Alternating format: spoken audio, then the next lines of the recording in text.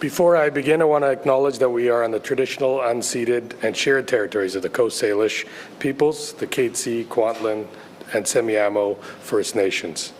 As Member of Parliament for Surrey Centre for the last 7 years, I have seen and heard firsthand communities' concerns with public safety and gun violence. Surrey is a rapidly growing city. More important now than ever, its youth population is growing and expanding, and it has to make decisive change in regards to public safety and gun violence. There's a strong need and desire to prevent gun violence as it continues to threaten safety and well-being of communities across Canada and in cities like Surrey. Public safety and gun violence prevention means supporting those that are most vulnerable to our community. Our homeless population, youth, women, and others will benefit the most from a greater expansion in public safety laws. Beyond that, innocent bystanders continue to get caught in the crossfires of gun violence. Right here in Surrey, Paul Bennett, who was shot in his own driveway in 2018, or Christopher Mohan, who was shot in 2007 as an innocent person in a hallway. Victims of domestic abuse also suffer from the same effects of gun violence, like Maple Battaglia, shot only a few meters from here in 2011 in response to ending a relationship.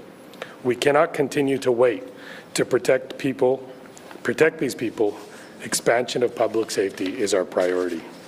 As we continue to face threats from those looking to harm our communities, this announcement could not have come at a greater moment.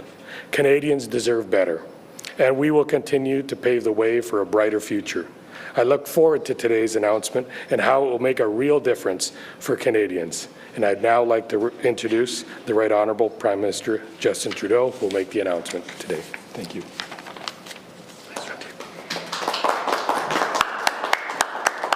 Thank you, Randeep. It's great to be here with you, with Marco, Taleb, Suk, Parm, Wilson.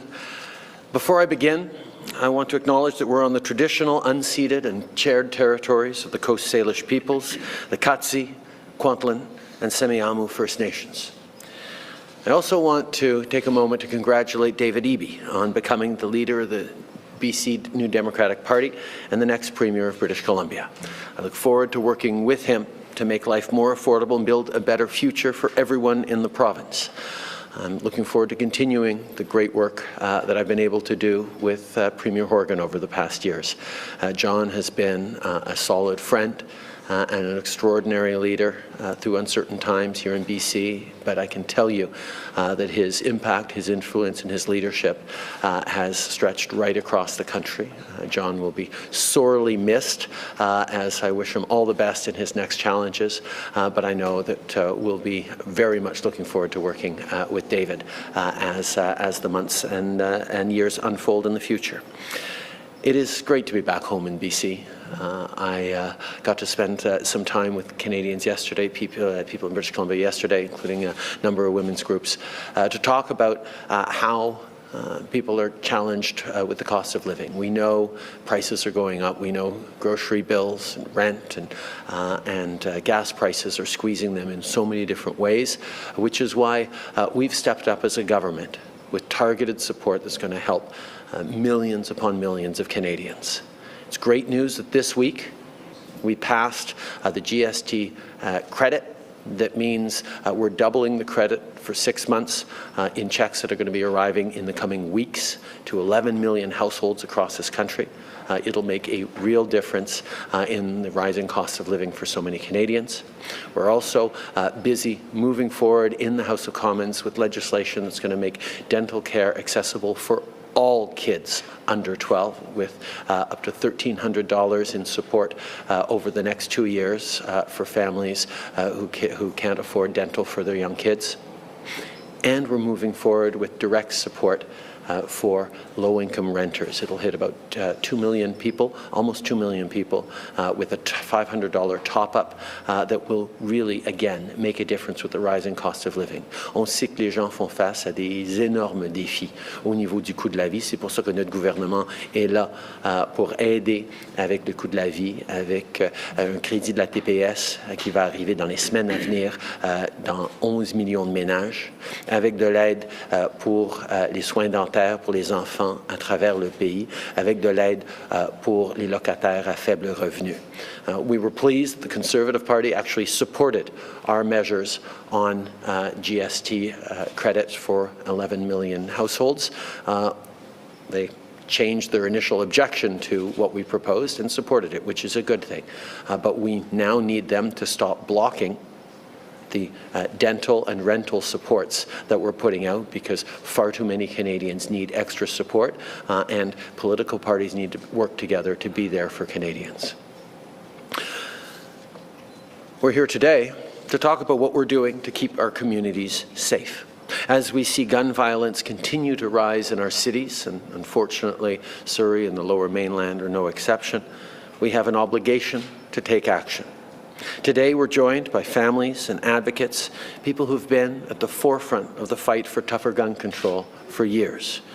People like Eileen Mohan, who lost her son to a stray bullet when he was only 22, 16 years ago this week. Thank you for all your leadership and your courage. When people are being killed, when people are being hurt, responsible leadership requires us to act. Recently, again, we've seen too many examples of horrific tragedies involving firearms. Il y a 2 ans, notre gouvernement a interdit 1500 modèles d'armes d'assaut, comme le Ruger Mini 14 utilisé à Polytechnique et le AR-15. On a aussi élargi la vérification des antécédents pour empêcher que les armes à feu tombent dans les mauvaises mains. In May, our government introduced measures to implement a national freeze on handgun ownership. Today, our national freeze on handguns is coming into force. From today forward, it is no longer legal to buy, sell, or transfer a handgun in Canada.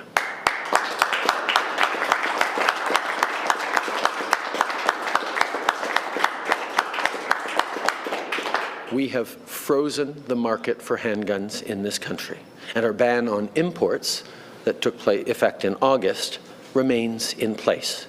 This is one of the strongest actions we've taken on gun violence in a generation. Aujourd'hui, le gel national des armes de poing entre en vigueur. C'est maintenant illégal d'acheter, de vendre ou de transférer une arme de poing au Canada. On gèle le marché pour diminuer le nombre d'armes de poing au pays. C'est une des mesures les plus fortes qui ont été prises pour augmenter le contrôle des armes à feu depuis une génération. Our goal, over time, is to see the amount of handguns in our communities reduced. Let me share with you some statistics to illustrate why this is so important. The number of handguns in Canada has increased by 70% since 2010. Since 2011, firearms-related homicides have gone up nearly 40%, and handguns were the most commonly used weapon. 1 of every 3 girls and women killed by an abuser is murdered with a gun. The presence of a handgun in a home increases the likelihood of self-harm or suicide. Keeping each other safe from gun violence means keeping women, children, and families safe, and it prevents self-harm. That's why we're taking actions today, so that what happened to the loved ones of Eileen and so many others never happens again. Of course, freezing handgun ownership is not the only thing we're doing to prevent gun violence. Before 2015, the previous Conservative government cut nearly $1 billion from law enforcement agencies. But this is not our vision for safer communities. Our Liberal government is reinforcing our borders and giving law enforcement the tools and resources they need to stop illegal gun smuggling. This includes major investments to address gun violence and keep guns out of the hands of gangs and criminals. With this funding, the CBSA can deploy new technology like scanners that can X-ray an entire truck in a matter of minutes. The work we've been doing over the past years is working. Last year, we interdicted nearly twice the amount of illegal guns coming across our border as we had the year before, and we're not stopping that work. On top of that, we're moving forward to increase maximum criminal penalties for gun-related crimes. As of 2 years ago, it is no longer legal to buy, sell, or use assault weapons in Canada, and we're implementing a mandatory buyback. We'll continue working together with provinces, territories, Indigenous communities and municipalities to build safer communities free from firearm violence. On va continuer d'écouter les conseils des médecins, des experts, des policiers qui voient les conséquences de la violence armée bien trop souvent. Et on va continuer d'être là pour les familles et ceux qui demandent qu'on en fasse plus pour protéger nos communautés. Again, I want to thank the advocates, those who are here today and those out across the country. Thank you for your strength. Thank you for your perseverance. For too many of you, loss and grief is at the heart of what brings you here today. And we are deeply grateful that you continue to stand for a better Canada. We thank you for all those efforts to build a safer future for all our kids, for all our communities. Before I pass it to Marco, I want to highlight that I know you had the opportunity to visit the Burnaby detachment of the RCMP this morning. Our hearts go out to the family of Constable Shaylin Yang, and of course that means her family, but also her larger family of RCMP, of police and peace officers across the province and across the country who stand with her.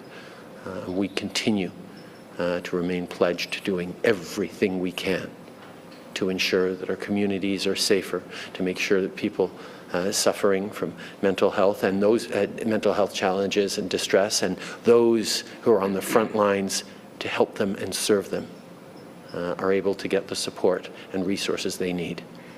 Merci tout le monde. Je suis content de passer la parole à Marco Mendicino. Marco.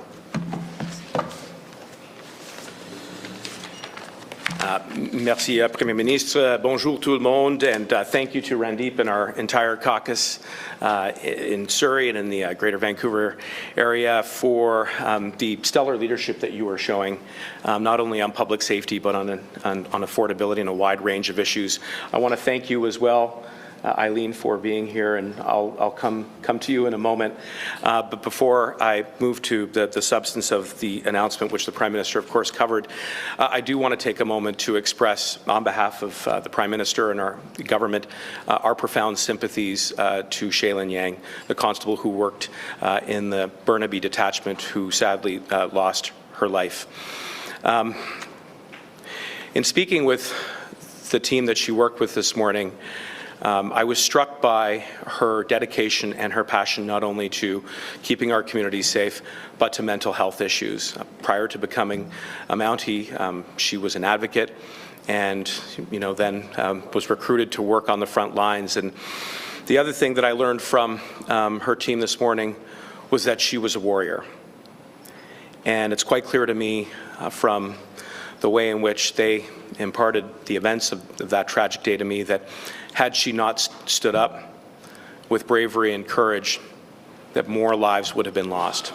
And so to her father, who I know is here, to her partner, Simone, to all of the family of the policing community here in Burnaby and across the country, our hearts go out to you, and we will continue to do whatever we can. And indeed, this has been a difficult time for the law enforcement community. Yesterday, in my home province of Ontario, I was present at the funeral of the two fallen police officers in South Simcoe, to Constables Northrup and Russell.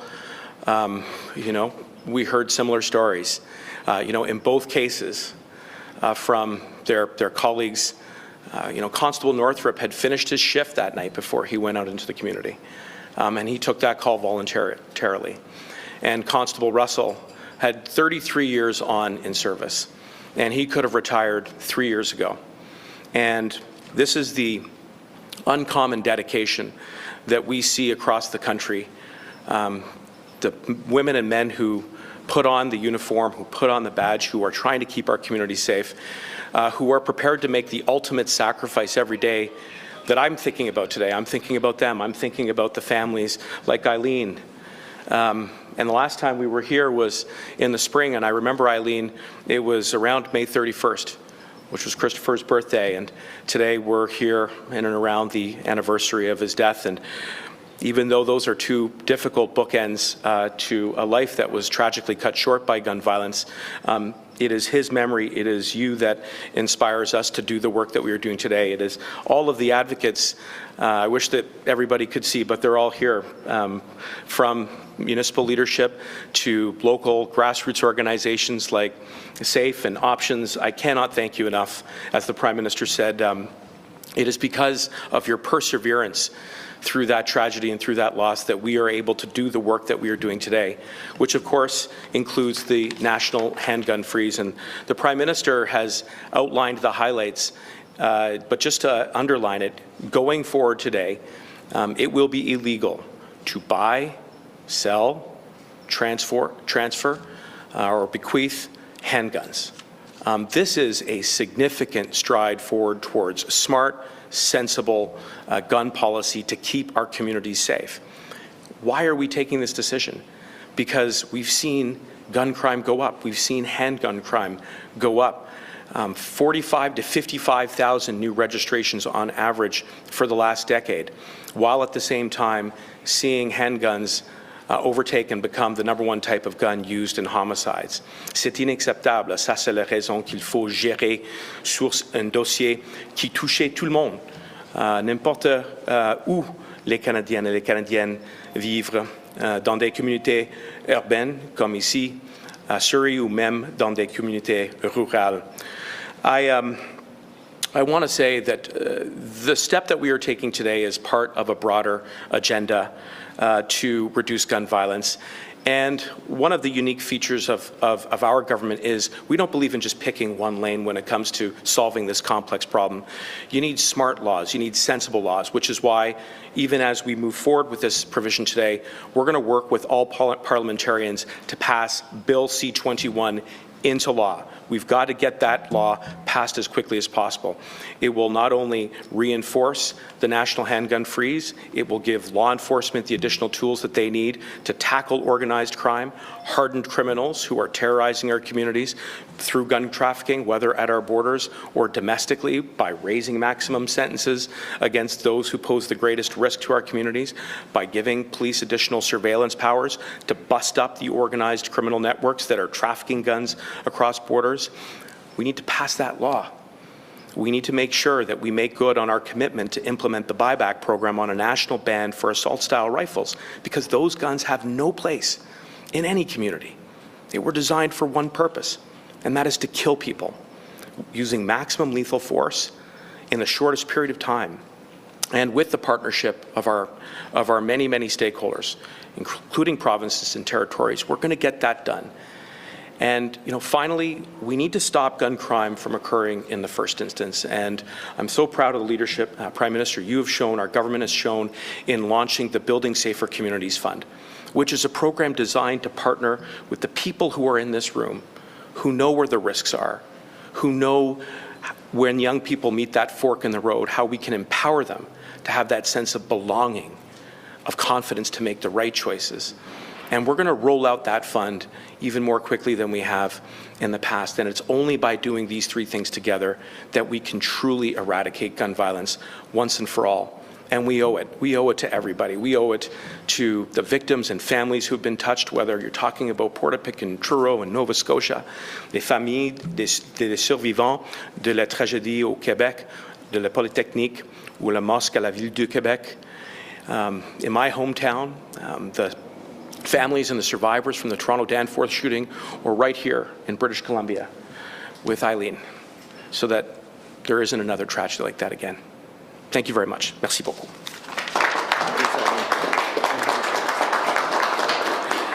Now I'm getting a little friendly advice, as I always do, from the Prime Minister, and I'm going to introduce Eileen. Please. Thank you.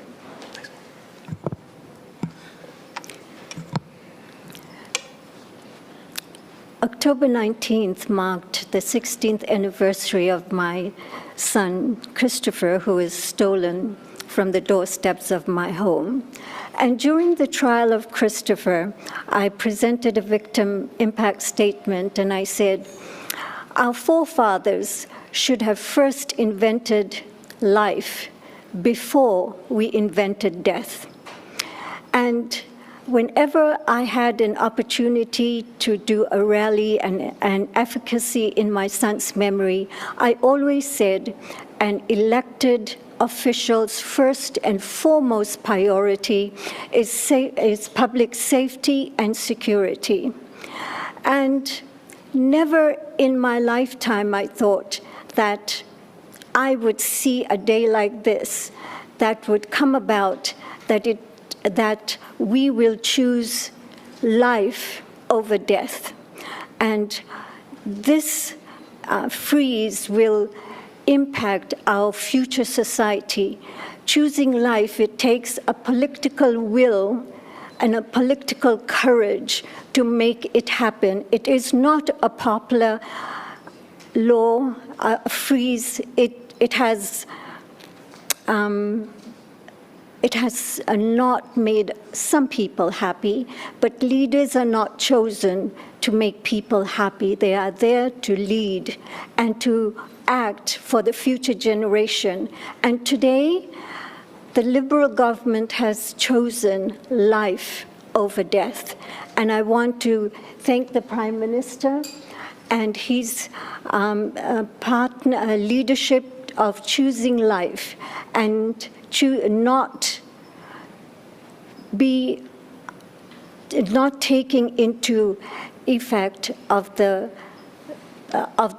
setbacks that this will bring. I think people in the future will bring about and talk about this aspect and this day that we chose life over death for our future generation. And I want to say that a huge thank you to the Prime Minister and to the Liberal government for bringing this legislation forward, that if tomorrow I die, I know that my son's life did not go in, his death did not go in vain. And I am rejoicing that in my lifetime, I am seeing this day that we are choosing life over death. Thank you.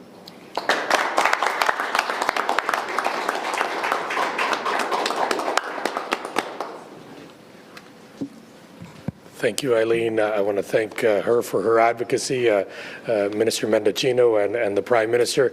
In the 7 years that we've had government and I've been involved with youth violence and gun violence, I've never seen a very proactive, a very engaged cabinet as those that are behind me. I think the Prime Minister, Minister Mendocino, has come and met stakeholders, victims, advocates, law enforcement on every single time, and every ask that the community has asked, they've delivered on, from bringing a forensic lab, a state-of-the-art lab to help solve crimes, to beefing up security at our borders and our ports, to bringing very tough gun legislation that, as Eileen said, for some people is not very popular, but I think most Canadians feel that it's the right time to take assault rifles and handguns off. So I really want to thank, on behalf of the members of Parliament from Surrey and Lower Mainland, all the listening and advocacy and then actual results that this government has been doing. So now I think Cecily will take over and take questions. And once again, thank you on behalf of all of us here in Surrey and the Lower Mainland. Cecily, over to you. Thanks. So we'll now have time for questions from reporters, and on a maintenant du temps pour prendre des questions des journalistes. For starting with CP. Thank you very much. I have a couple of questions from my colleagues in Ottawa. Firstly, they've heard that the opposition parties, including the Bloc and the NDP, will vote in committee to water down the federal handgun freeze by exempting thousands of recreational shooting club members across the country. Will your government let this happen? I know how much Quebecers are preoccupied with the rise in gun violence, so it would surprise me if the Bloc were to actually water down these provisions. I know how much progressive Canadians from coast to coast to coast are expecting this government and this parliament to move forward on strong measures like the ban on assault weapons we brought in 2 years ago, and this freeze on handguns that means it is no longer legal to buy, sell, or transfer handguns anywhere in this country as of today. So it would surprise me greatly for progressive parties like the NDP to stand in the way of strengthening gun legislation and keeping communities safe. That's it. Je pense que tout le monde sait à quel point les Québécois s'attendent à ce qu'on continue de renforcer le contrôle des armes à feu. Je sais que le Bloc est très conscient de ce que les Québécois demandent. Et je sais que les Canadiens d'un bout à l'autre de ce pays progressiste veulent avoir plus de contrôle des armes à feu. Alors ça me surprendrait énormément que le NPD choisisse d'affaiblir le contrôle des armes à feu qu'on est en train de proposer.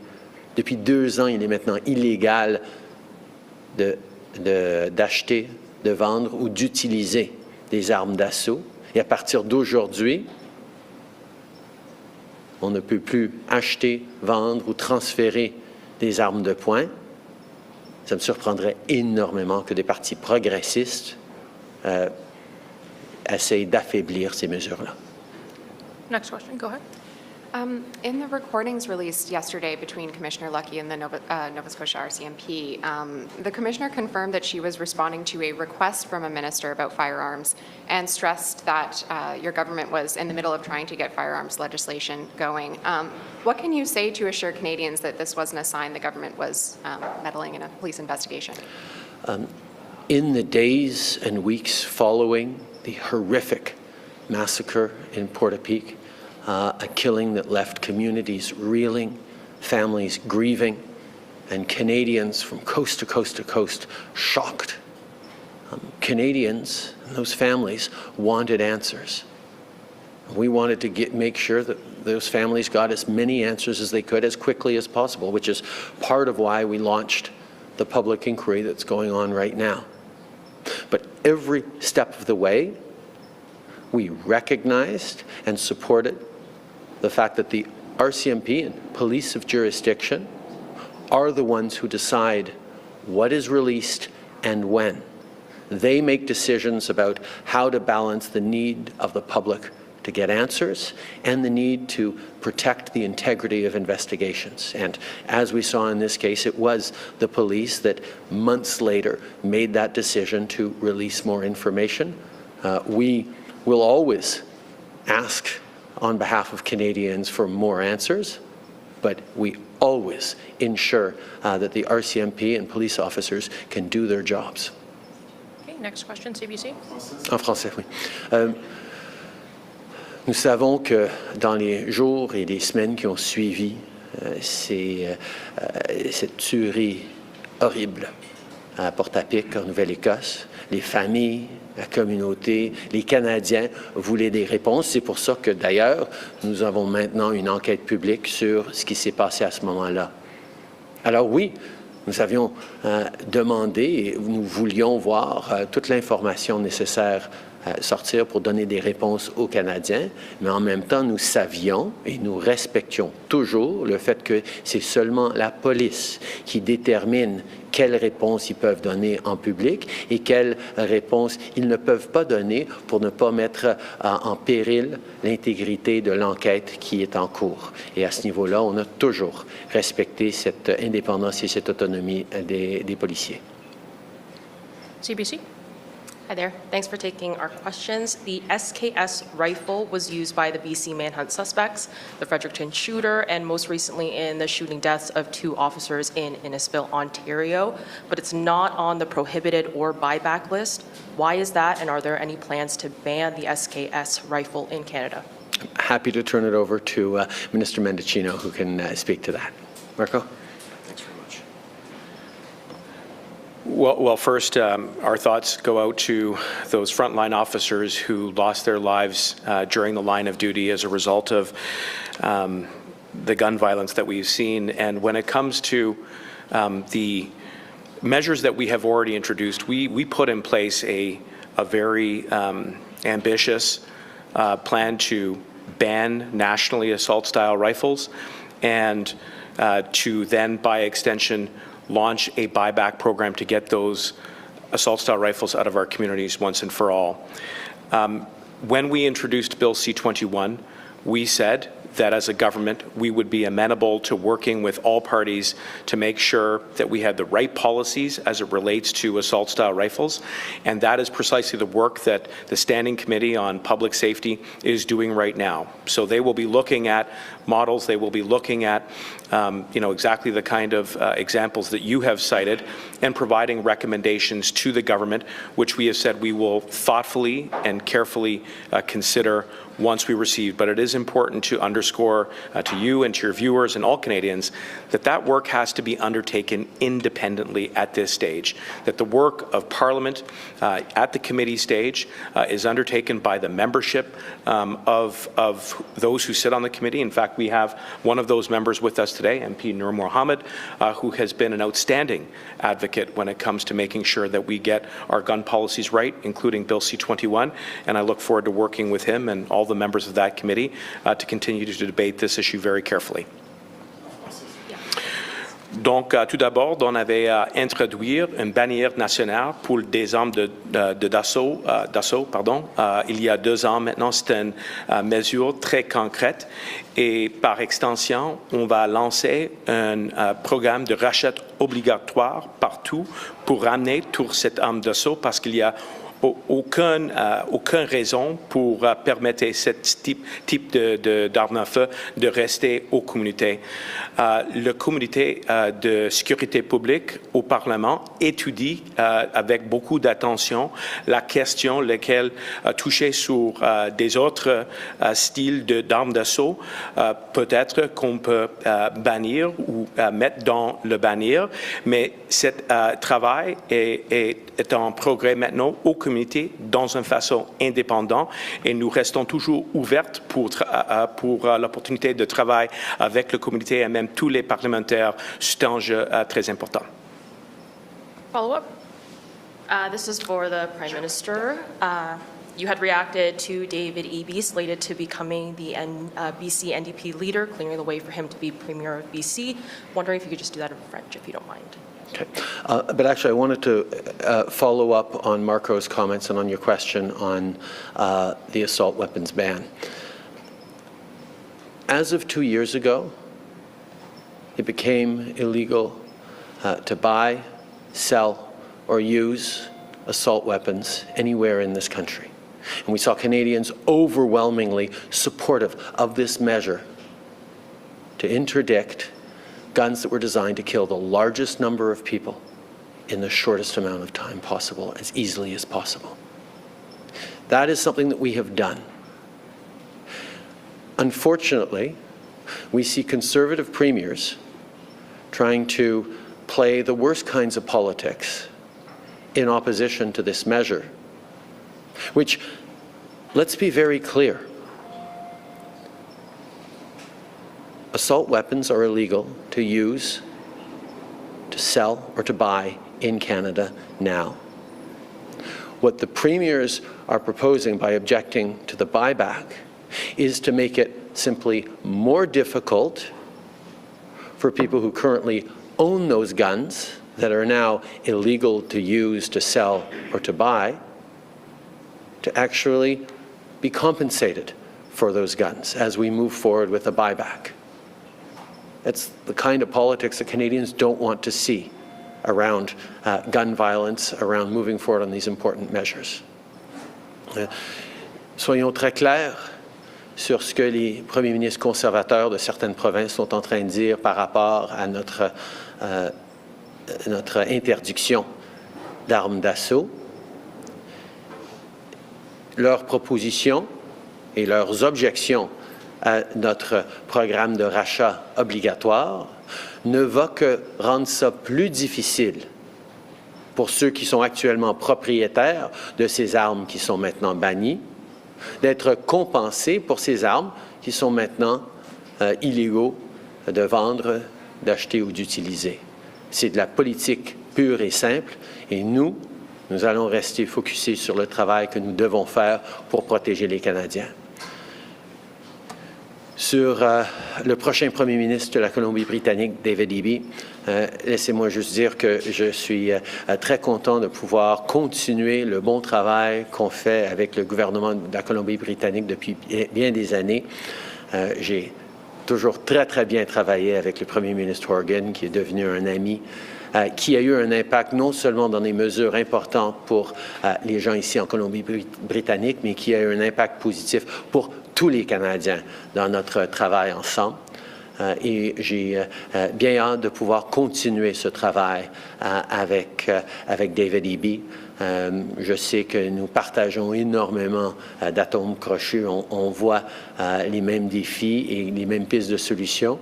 Et j'ai bien hâte de pouvoir travailler avec lui dans les semaines et surtout les mois et les années à venir. Okay. Next question. Yeah, switching gears a little bit, Minister Freeland has kind of changed her tone on the economy and warned Canadians that tough times are ahead. That came this week. And Mark Carney also told the Senate committee yesterday that a recession is likely. So I know you've mentioned in this announcement and yesterday some of the cost of living relief measures. How else, is your government now operating on the assumption that a recession is likely, and what other preparations are you making? First of all, every conversation I have with Canadians across this country over these past weeks and months has reflected the challenges people are facing with rising costs of groceries, with difficulty around filling their tanks up with gas, concerns about the coming winter, concerns about rising interest rates and the costs on their mortgages. We know Canadians are worried. That is why we're putting forward measures to double the GST tax credit and deliver a check for 11 million households in the coming weeks. That'll make a real difference. And we're also moving forward on support for families of kids under 12 who can't afford to send them to the dentist. And we're moving forward on direct support for low-income renters as well. These are measures that we hope that all parliamentarians are going to be able to pass and endorse. Unfortunately, Conservative politicians continue to try and block our support on dental and rental, but Canadians need that support. But let me also be very clear that that support is targeted. We know that we need to help people who need help without putting at risk our fiscal stability or contributing further to inflation. That's why remaining fiscally responsible and measured in our response is essential because we have to prepare for whatever might come in the coming weeks and months. We've made a commitment to be there for Canadians as a government, and we will, with direct targeted supports for those who need it most, and the ability to respond in case things get worse for families across the country. Okay. Next and last. En français. Nous savons que les familles à travers le pays en arrachent. Nous savons qu'il y a énormément de défis au niveau de payer l'épicerie, des inquiétudes par rapport au prix de l'énergie, l'inquiétude par rapport à l'hiver qui vient, des inquiétudes par rapport au coût du logement et les taux d'intérêt qui augmentent. C'est pour ça que nous avons mis de l'avant des mesures concrètes pour aider les Canadiens, que ce soit un doublage du crédit de la TPS qui va aider 11 millions de ménages, que ce soit avec de l'aide pour les soins dentaires pour les enfants ou de l'aide pour les locataires à faible revenu. C'est des mesures que nous avançons à la Chambre et on espère que les conservateurs vont arrêter de bloquer les mesures de soins dentaires et les soins pour les aides pour les locataires et être là pour aider les Canadiens.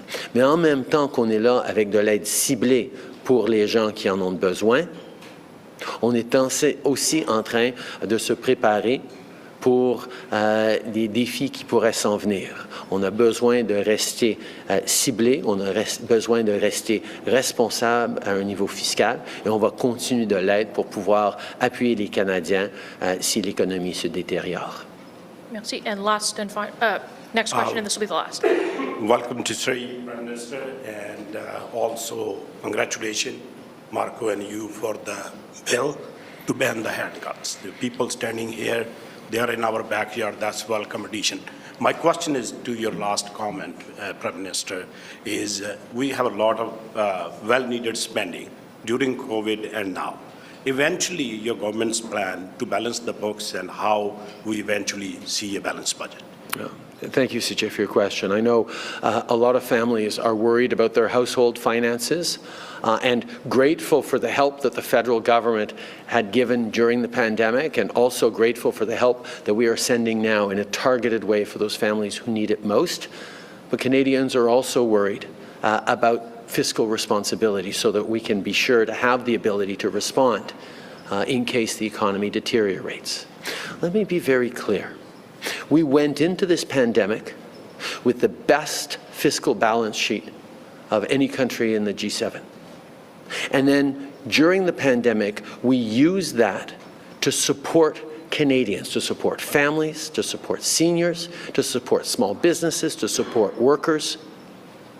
And the reason we did that was because that was the best way to make sure we got through this pandemic in the best and healthiest way possible, but also because we knew that investing to support Canadians who needed it during these extreme times was the best way to bring our economy roaring back as quickly as possible after the pandemic. And that's exactly what happened. Our economy came back faster and stronger than most other comparable countries. We recovered the jobs we'd lost since February 2002, 6 months earlier than the US did, because we were there to support restaurants, small businesses, workers, families, seniors. So it wasn't just the right thing to do to support Canadians, it was also the smart thing to do and the responsible thing that leaves us on a better fiscal track than many other countries that are still struggling to get their economies going again after COVID. Similarly, through this inflation crisis, we know that targeted support for people who need it the most is exactly how we ensure that Canadians in general, that our economy in general, weathers the coming economic storm, if it arrives, better than most as well. We will be there to support Canadians because we know that the best thing to do to help Canadians is to create an economy that works for all Canadians. That's been our focus since day one. That is how we've been able to lift over 2 million people out of poverty over the past 7 years, even as we've created millions upon millions of new good jobs. That's what Canadians expect. That's what responsible government does. That's what we're going to continue to do.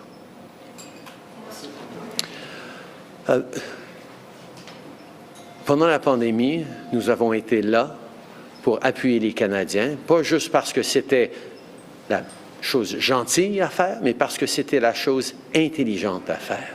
Nous avions été là pour appuyer les familles, les aînés, les travailleurs et les petites entreprises, parce que en faisant cela, on a assuré un retour en force de l'économie plus rapide que bien d'autres de nos pays homologues. Pareillement, avec cette crise de l'inflation, d'aider directement les familles qui en ont le plus besoin, la famille de la classe moyenne et ceux qui travaillent fort pour s'y joindre, est la meilleure façon de s'assurer que notre économie, en général, sera plus forte et résiliente à travers ces eaux turbulentes qui pourraient venir. C'est pour ça que nous allons toujours être là pour appuyer les Canadiens, pas juste parce que c'est la bonne chose à faire, mais aussi parce que c'est la meilleure chose à faire pour assurer une économie qui travaille pour tous les Canadiens. Merci, ceci met fin à la conférence de presse. That concludes the press conference. Merci beaucoup tout le monde. Thank you.